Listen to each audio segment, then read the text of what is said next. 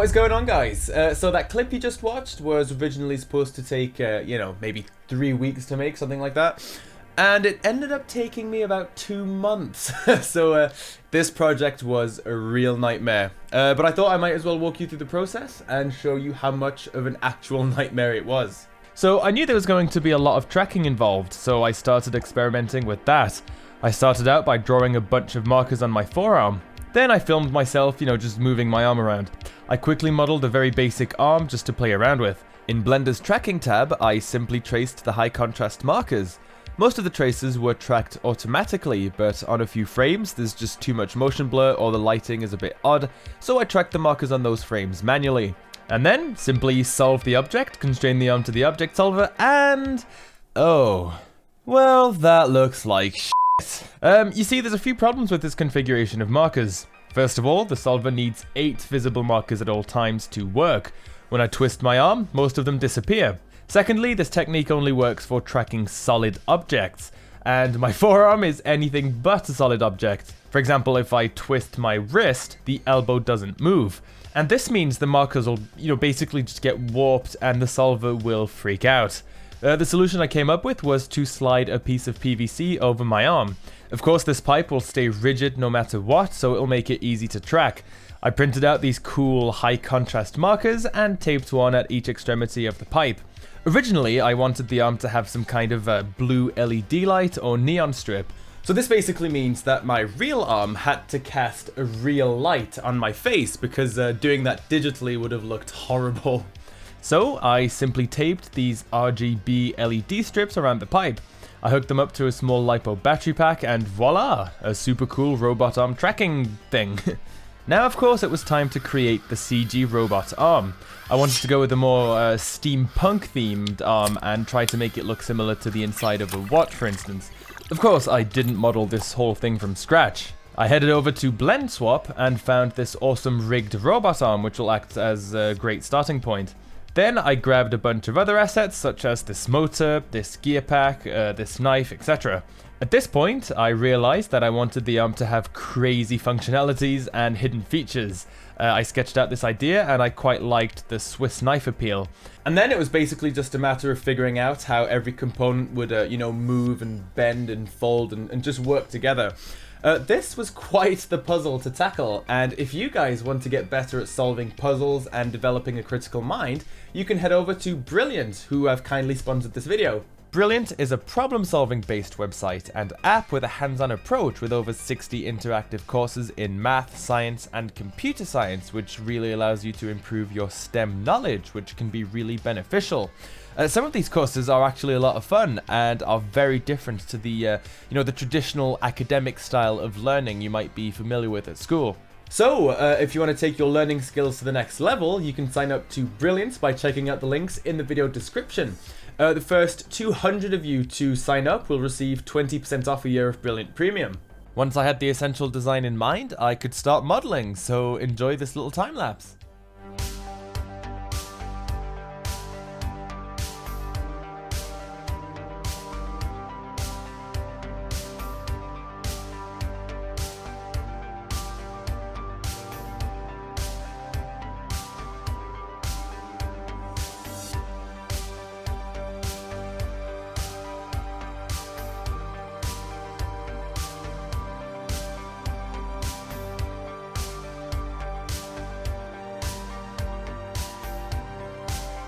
And here is the arm all rigged up and ready to go.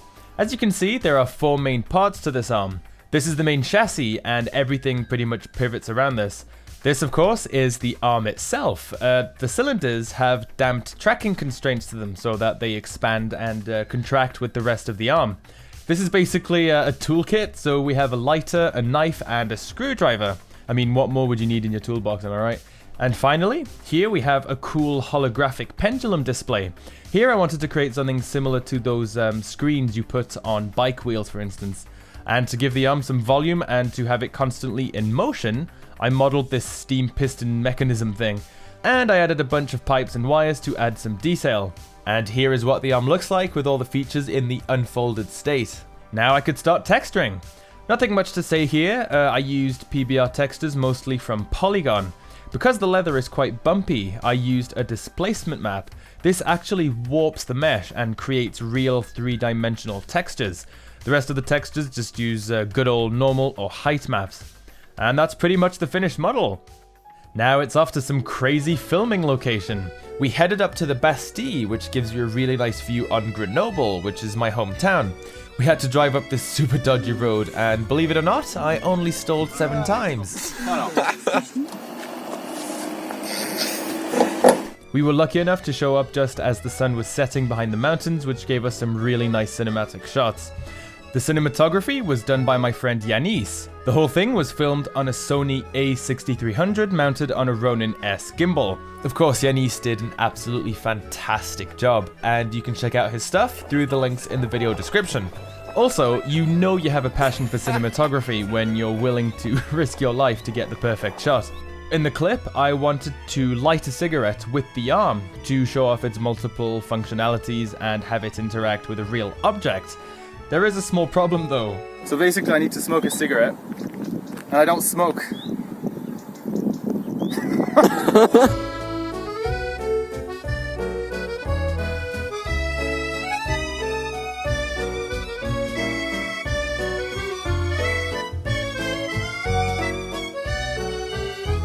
Also, it was quite windy, so lighting the damn thing was embarrassingly difficult. But anyway, we did get the shot and called it a day. And back to Blender now, it was time to track the shots. Because the camera is moving, I had to track the camera and the arm. And there's a problem. The background is so out of focus that there is virtually no useful tracking info I could get out of it.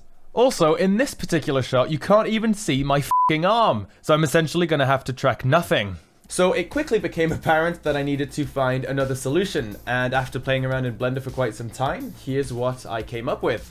I modeled this wireframe mesh that has as many faces as the number of markers on the arm. Then I quite simply lined up the mesh with the footage and matched it for every 24 frames. Then I went back in between those key poses and refined the position even more until it matches up perfectly. Then I cleaned up the keys in the graph editor to get rid of the jittering and the glitches. This is definitely a pain in the ass, but I ended up with some really nice results. Now I could parent the model to that tracking mesh and voila! The model is tracked to my forearm. Now you might ask, but Nikki, what about the hand and fingers? Aren't you going to track those? And to that I say, are you out of your f***ing mind? Yeah, judging by how difficult it was to track the arm alone, tracking the hand and fingers, it's literally impossible at my level. But that's okay, because I don't necessarily need the CG hand to replicate exactly what my real hand and fingers are doing. I can simply animate those, and that's pretty much what I did for every shot. My favorite shot is the one where I light the cigarette. I created this cool animation where the hand folds back into the arm and the lighter springs up. In real life, this actually wouldn't be possible at all, as the parts are completely clipping into each other. But in 3D, this is not a problem at all, as long as it's not too noticeable in the final render. The last shot was probably the easiest to animate, but definitely the hardest to track. You see, my forearm is completely hidden, yet the robot arm needs to be tracked since the screen needs to pop up. So there was a lot of guesswork, and I kid you not, I used a thin piece of hair sticking out of my forearm as a main tracker. So yeah, that was a bit of a nightmare, but in the end, it worked out. Okie dokie. Now I can work on the lighting and rendering. The name of the game here is to match the lighting of the CG object to the actual lighting of the live action footage. Here, the only real source of light is from the sun, which in this case is a very directional orange source of light. In Blender, I basically modeled a sun and gave it an emission shader. And as you can see, if we render this out, it blends perfectly. Yeah, that looks f***ing horrible. And there's a pretty good reason for that. You see, even though there is only one source of light, that light bounces around hitting objects which in turn light other objects. Here the object is completely occluded on this side, but you can see on my arm, it's still quite well lit. The issue is that the entire environment should cast a light on the arm to some degree. And there's a pretty simple way to do this. I need an HDRI of the set, which is basically a 360 image, kind of like Google Street View.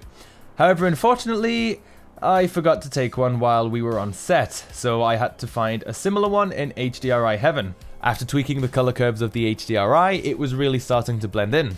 I rendered out the scene as a PNG sequence. This allows me to have a transparent background.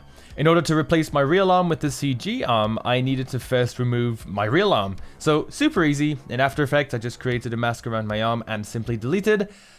Oh, right. You see, there is a problem. So in order to remove an object from an image, the computer needs to know what is placed behind the object.